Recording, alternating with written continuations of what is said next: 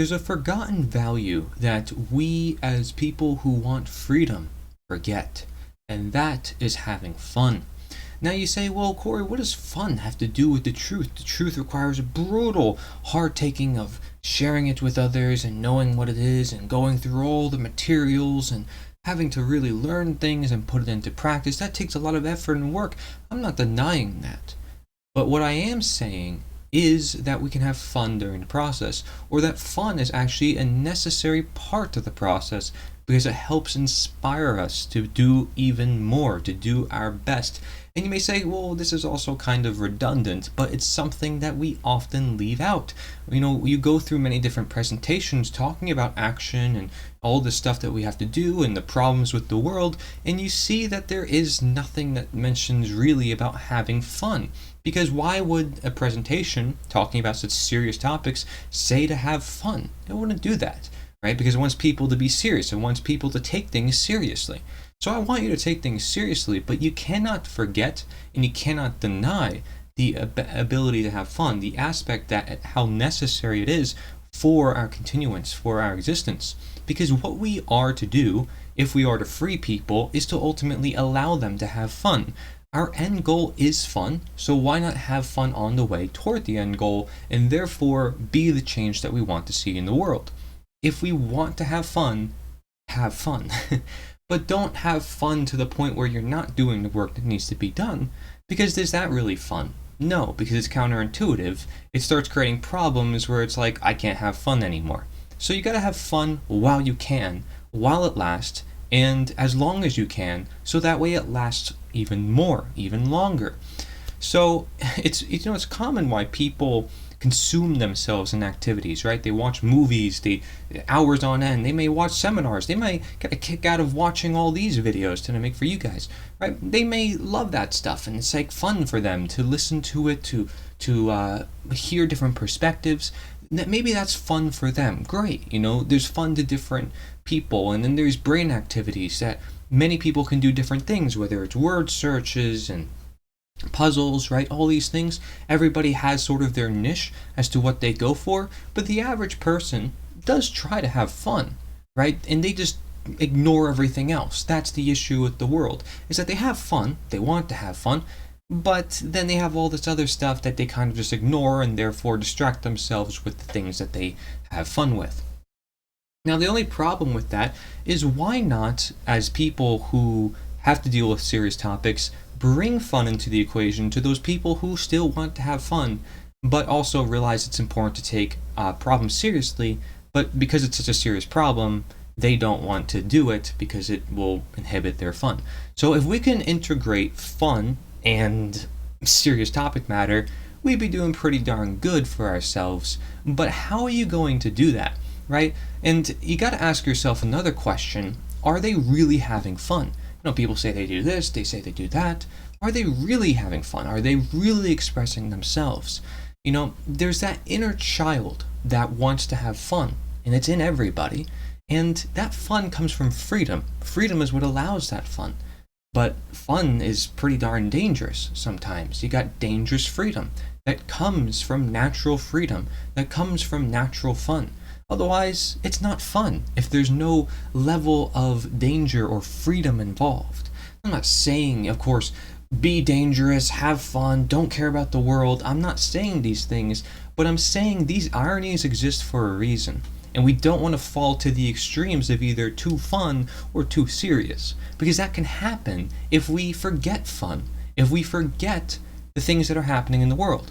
So if you're listening to this and you like to have fun, well, great, introduce more serious topic matter into your life. If you're somebody who keeps talking about these topics that I talk about on my channel, great, we'll start adding some more fun things to your life, and then you'll create a balance, because I think that balance needs to be done. I see a lot of times people need to express their personality with this work. Otherwise, that work is not going to be as impactful as it could, because when you add your humanity into anything, it increases the impact because you're using what is being lost in society, which is your humanity, which is fun. And you can show people how to have fun and say, wait, hey, this is what freedom, this is what it looks like. It's not just a gathered conference of people talking. No, we actually have events. We actually do fun things because we have the freedom to. You know, for some people, it's like shooting guns, right? Ooh, dangerous activity, but it's fun. And at the same time, it may actually teach them how to use weapons, so they get to practice. And right, you could look at it like that, of course. But people always forget this, and you have the question: do they have fun? You know, there's a lot of people who get angry about what's happening in the world, and I do not blame them whatsoever, especially if they're looking at people who have fun and just ignore everything. Then they're going to maybe feel like, well, I don't need fun, I want to focus on what needs to get done. Right, you know, they're feeling that way for a certain reason, and they're saying that things need to change, and maybe they want to share that awareness. But then how are you going to appeal to those people who want to have fun, like I said? So you have to have some level of integration with yourself into others and those who don't seem like you, because you've sort of outcasted yourself, even if you are on the side of the truth, or if there's things that they haven't seen, even though it's right in front of them. So we have to give some incentive, right? It's like, and it's not like we have a business here. It's like trying to deal car insurance. Like, hey, do you want this car insurance? Well, it's good for you. It's good for you. No, we're not trying to create that. But at the same time, there is some level of work involved that, in the case of fun, also means work. Which means you gotta work at having fun. I'm sorry, but that's how it goes. You know, because if you don't make it fun, you're gonna make it less culturally appropriate, less socially appropriate, and you're not trying to appeal to the culture, you're trying to create a new one that is based around freedom. So if you're gonna do that, you can't just introduce the knowledge alone, you have to introduce the energy and the passions. That means you have to express yourself. That's what I do in my videos, or at least I hope to, I intend to, and hopefully you see it. But I express myself. That's one thing I will always do, and that's why I pretty much share everything with you guys, or at least to the most part, because I think this is a good outlet to do it. Now, your outlet doesn't have to be the same as mine. Your expressions don't have to be the same as mine. Like I said, we all have fun in different ways, and so long as, of course, they're not harming others, then we're good, and we can express our freedoms and say this is what it looks like, and this is responsibility within freedom, and this is what it looks like. So I just wanted to mention that because it's just so forgotten. You don't hear about it in any particular presentations, none that I'm actually aware of, that talk about freedom and talk about what's happening in the world.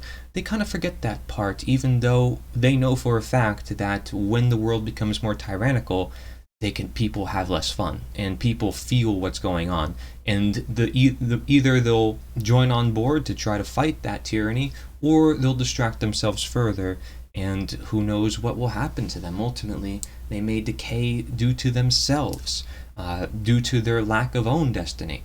You know, don't think for a moment that people who are ignorant do not feel their own effects, or that they can just remain ignorant. Just because there's so many things in place to help people remain ignorant in society, don't underestimate the human nature ability to also have a conscience, even if they think the worst of the worst.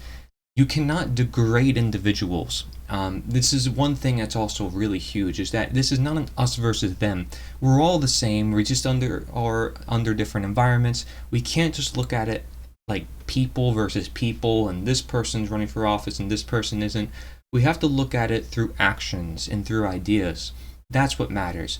People are inherently bad. Their actions can be bad. And if you were under the same exact environments and conditions as them, you would do the same thing as they did, right? And this is where brainwashing and mental conditioning also comes into place. You need to understand where they come from.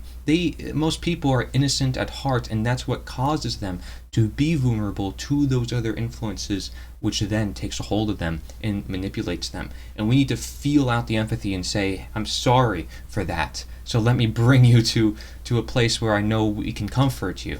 Actually, you know, this is what comfort looks like. This is what real love looks like. You're taking a slave, somebody who was abused by their master and thinks this is all what love is, and saying, no, this is not what love is. This is what love is. It's caring, it's compassion. It's you having your own responsibilities, your own ownership. It's different, right? The world is not the way you thought it was for the longest time. And this is the same way people can beat depression or any mental problem, is by really revisioning their own mindset, their own philosophies. Because once they establish their own values and their own purpose, everything else that comes of it is grounded in a position that they have firmly of their own, a spiritual position that basically outdoes anything that comes to them physically. So that's how powerful fun can be. It's a spiritual force, ultimately, because we desire freedom just as we desire fun, because they're one and the same. So with leaving out fun when it's such a necessary part of freedom, I can't do it. And I always have to express myself, and I always have to crack jokes once in a while and find myself, hey, yeah, I'm getting too serious here and there, and we could do something cool, we could do something special, and change it up here and there to make it more fun. Thank you very much for listening. This is Corey Eden Engelot. Feel free to share your thoughts with me in the comment section below. Nature is the answer.